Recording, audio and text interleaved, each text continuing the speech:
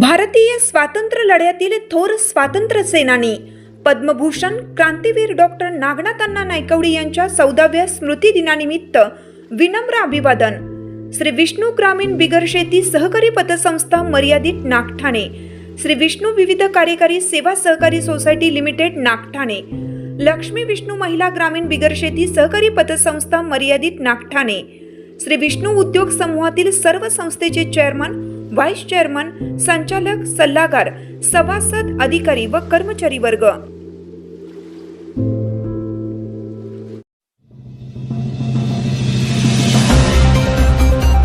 नागठाणे येथे श्री नागेश्वर भैरवनाथ व नाईकबा यात्रेला उद्यापासून सुरुवात. 25 मार्चला मुख्य पालखी सोहळा. पलूस तालुक्यातील नागठाणे येथील ग्रामदैवत श्री नागेश्वर, श्री भैरवनाथ आणि श्री नाईकबा देवाची वार्षिक यात्रा उद्यापासून मोठ्या उत्साहात सुरू होत आहे. 25 मार्च रोजी भव्य पालखी सोहळ्याने यात्रेचा मुख्य सोहळा पार पडणार आहे. लाखो भाविकांचे श्रद्धास्थान असलेल्या या यात्रेसाठी नागठाणेसह पंचक्रोशीतून मोठ्या संख्येने भाविक उपस्थित राहणार आहेत. मराठी नववर्षाच्या प्रारंभाचे प्रतीक असलेल्या गुढीपाडव्याच्या शुभ मुहूर्तावर यात्रेला सुरुवात झाली असून श्री नागेश्वर मंदिरात पारंपरिक पंचांग वाचन व विविध धार्मिक विधी संपन्न झाले.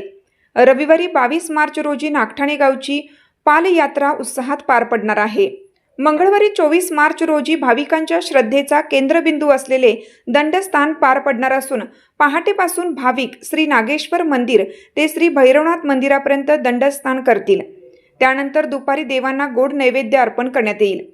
याच दिवशी सायंकाळी प्रसिद्ध पुण्याचा पाखरू या लावण्यांचा कार्यक्रम सादर होणार असून यात्रेला सांस्कृतिक रंगतही लाभणार आहे.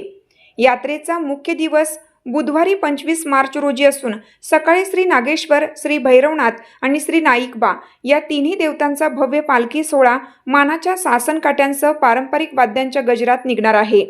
याच दिवशी पाचेगावकर यांचा लोकनाट्य तमाशाचा विशेष कार्यक्रम आयोजित करण्यात आला आहे.